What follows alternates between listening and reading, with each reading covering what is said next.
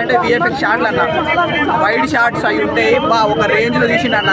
నిజంగా రాజమౌళి, మళ్ళీ రోబోలో శంకరు, ఈ ప్రశాంత్, వీళ్ళు ముగ్గురే అనుకున్నాను తోపు. అట్లీ ఒకడు, వీళ్ళు నలుగురే తోపులు అనుకున్నా. కానీ ప్రశాంత్ ఆయన డైరెక్షన్ వేరే లెవెల్ అన్న.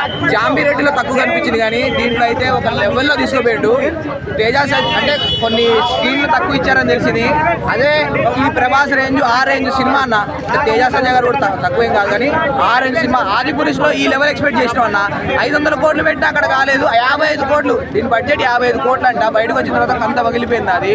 అరే 55 కోట్లు ఎట్లా తీసిండు, జనాలకు ఎట్లా ఇచ్చిండు, ఆడియన్స్కి ఎట్లా ఇచ్చిండు, అసలు ఏం తీసిండు అన్న. సినిమా మాత్రం అసలు 55 కోట్ల సినిమానే కాదు. బయటకు వచ్చిన తర్వాత అడిగితే 1000 కోట్ల సినిమా అంటున్నాను. అట్లున్నాయి విఎఫ్ఎక్స్ షాట్లు. తేజ సంజయ్ గారు అన్న ఒక లెవెల్లో యాక్టింగ్ అన్న. ఆయన కొత్త స్టార్ అంటారు, ఆయన కొత్త స్టార్ కానే కాదన్న. ఆయన చిన్నప్పుడే చిరంజీవి గారితో తీసిండు అన్న. డైరెక్ట్ ఇప్పుడు దేవుడితో తీసిండు. అట్లా ఆయన ఒక రేంజ్ స్టార్ అన్న. బాగుంది డైరెక్షన్, యాక్టింగ్ ఒక లెవెల్లో ఉందన్న. Peaks acting. ఆయనని కొత్త స్టార్ అని చూడలేము, ఎందుకంటే ఒక పెద్ద స్టార్లు ఎట్లా చేస్తారు అట్లా చేసింది. అవతారాన్ని మించిందన్న.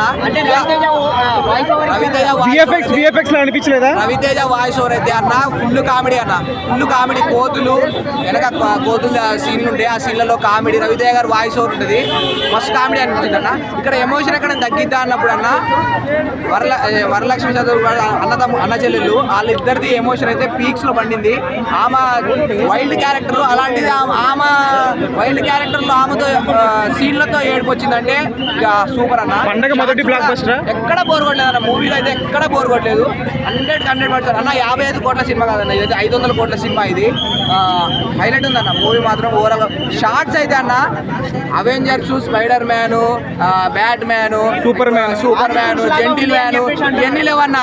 మన ఇంగ్లీష్ సినిమాలు చూడడం మానేయాలి. మనోళ్ళు వచ్చారు, దమ్మున్నోళ్ళు వచ్చారు. సో ఇప్పటి నుంచి మన సినిమాలు కంటిన్యూ అవుతారు. నిజమైన మన హనుమాన్ని పెట్టుకొని స్పైడర్ మ్యాన్, ఆ మ్యాన్, ఈ మ్యాన్ తీశారు.